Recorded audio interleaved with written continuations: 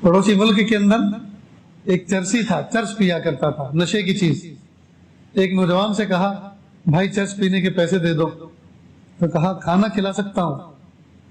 کھانا کھلا سکتا ہوں، چرس کے لیے پیسے نہیں دے سکتا۔ آگے سے کہتا ہے او یار چرس کے پیسے دے دے، کھلانے کی ذمہ داری تو کسی اور نے لے رکھی۔ ظاہر ہے اس نے چرس پلانے کی ذمہ داری تو نہیں لی، کھلانے کی ذمہ داری تو کسی اور نے لے رکھی ہے، تو چرس کے پیسے دے دے۔ تو اس نے اس انداز سے کہا کہ میں ہکا بکا رہ گیا اور دینے پہ مجبور ہو گیا، میں نے کچھ پیسے اس کو دے دیے۔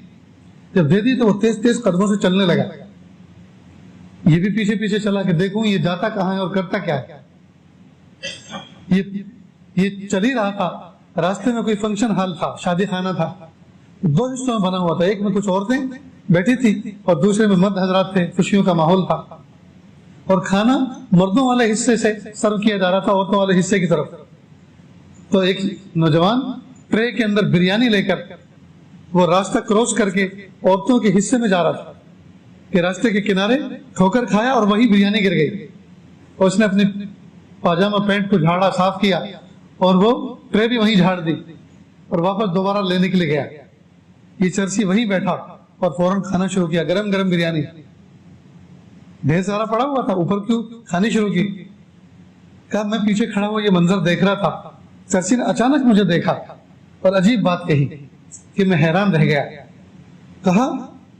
وہ کھلاتا تو ہمیشہ برتن ہی میں ہے، لیکن آج کل ذرا انبن چل رہی، تھوڑا ناراض ہے، اور ہاں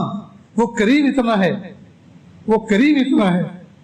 غصہ چاہے جتنا ہو جائے بھوکا کبھی نہیں سلاتا، وہ غصہ چاہے جتنا ہو جائے بھوکا کبھی نہیں سلاتا۔ واقعی دوستو ہم تہجد کے وقت، فجر کے وقت بھوکے اٹھتے تو ہیں، بھوک لگی ہوئی ہوتی ہے، لیکن بھوکا کبھی سوتے نہیں، ہمیشہ کھا کے سوتے۔ تو مجھے اور آپ کو دوستو اتنا کریم رب ملا ہے،